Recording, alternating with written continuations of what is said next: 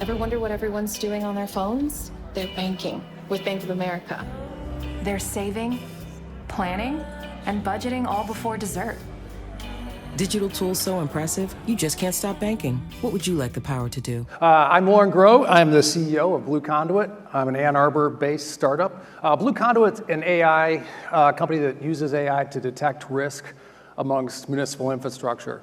So what we do, we're an Ann Arbor startup. We spun out of the University of Michigan, and we've been doing that for about 5 or 6 years now, fairly successful. I should mention Accelerate Blue is one of our funders, as well as Invest Detroit and Rise Michigan. Let me give just a little bit on my background. So first, I've been doing technology now for about 30 years. I started off in Silicon Valley in the 90s doing technology, funding startups as an investment banker, and really cut my teeth there. The next thing I did corporate development. And what that means is I went out and I actually bought startups, right? And that's what brought me to Michigan about 18 years ago. And about 12 years ago, my friend Doug Song encouraged me to get into startups. So now on my third startup, the past 12 years, that's what I've done. All 3 of those startups came from the University of Michigan. They've all spun out of that. So I know a little bit about innovation and innovation environments, ecosystems, and things like that. Well, these are some of the questions they asked me to look at today. And the first thing I did is I said, well, I don't want to talk about an economy. I really believe in ecosystems. And the one thing I learned in Silicon Valley is the ecosystem is the most important thing. And the reason is when you look at an ecosystem, it's all these things that have to come together, and they're reliant upon each other. And ecosystems sometimes are really fragile, but once they come together and once the conditions are just right, they become much more resilient. And the other thing about an ecosystem is an ecosystem then always grows. So the challenge I have, and I give you, is we need to build an ecosystem, not just an economy. The other thing is when we look at, people always ask me that last question, should we be investing in talent or should we be investing in ideas? And the answer is yes. We have to invest in talent and ideas, right? So to build an ecosystem, we need 3 things. We need risk capital. We need disruptive ideas. And we need some of the most talented, resilient people around. And so we'll talk a little bit about that today as we get into this. And look, we're used to this, right? We've got some of the most talented people in the world going all the way back to Ford and Sloan and things like that. We have talent here. Don't let anyone kid you. This is one of the most talented places in the world. All right, so let's look at risk capital. I always say follow the money, right? If you want to know where innovation is going, follow the money. I'm a bit of a venture capital geek, right? So I've seen startups really drive innovation, and I've seen venture capital really drive startups. The one thing I will tell you, and I think this is true, VCs go and they find, they ignite, and they catalyze innovation through startups. Now, this came across my desk about a month and a half ago, and it really shocked me. I almost fell off my chair when I saw this. And this has been coming for a while. And this might shock you as well. This is not a good omen for us right now. So last year, 2024, 30 VC firms raised 75% of the capital. There's a huge concentration right now happening in the venture capital industry. If you look at most of the venture capitalists in Michigan, they tend to be on those bottom two rungs there. Venture capital is rapidly concentrating in the Bay Area, in New York, and in Boston. Most of these firms at the top here haven't made an investment in Michigan. A few have. And Dries in the top one, I couldn't find one investment in Michigan. I can only find people in Michigan who invest in them, by the way, okay? Some of our biggest institutions are investing in Andreessen right now. So keep that in mind. But this should scare you a little bit. This concentration in is not good for us. The other thing I would say is this amount of capital is actually fairly small, right? We're seeing less and less money go into this asset class. Now, and again, not good for us. The other thing is, so VCs raise every year, right? So this is maybe there's 3,000 to 4,000 VCs. So this is 1 year. I will tell you, though, that of this year starting off the same way. Insight Ventures just raised a $13 billion round, right? So Insight Ventures, one of the largest, they were going for 15, by the way. They were really disappointed they didn't get to that.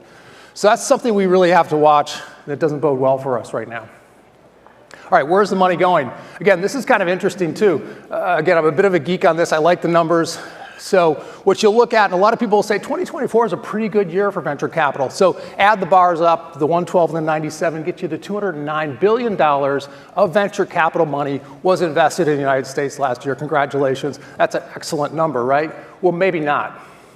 Look at behind the scenes on this.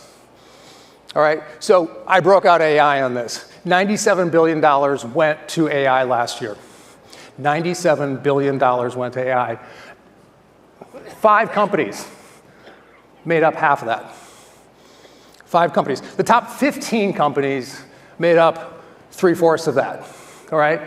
AI has an insatiable appetite right now for venture capital. It is sucking up every dollar out there. And this isn't AI applications. This isn't stuff. This is native AI.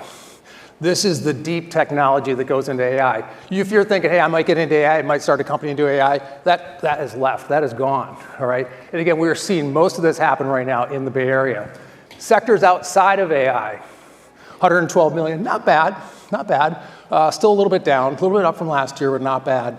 But again, we're going to see this thing happen within venture capital where we're going to see fewer funds. Again, we've got 3,000, maybe 4,000 funds. That's going to start dwindling. You're going to see less and less happen on that. All right, got to move quickly here. You're not going to love this map. You see where Michigan is. It's not a great story. California, over half the venture funding. Northeast, we get about 10% of the venture funding. Within Boston, 10%. New York, 10%.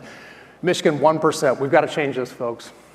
Okay, we've got to change this. Look at the mid-zone here. Look at Texas. Look at Seattle. Look at the DMV, DC, Maryland, Virginia. They're each doing 4%. I'm going to tell you today, I think we're poised to move from that 1%. If we can move to 2% and then 3%, maybe we can get to 4% at some point. We can be a mid, and here's why. Ideas. Do not be fooled. We have ideas. Look at number 2. My gosh, number 2. First of all, what's Johns Hopkins doing? Like, what the heck? Who's doing this at Johns Hopkins? I look back 10 years. University of Michigan, and I know President Ono is speaking today, has been number 2 almost every single year in R&D research, right? So look at what's happening here.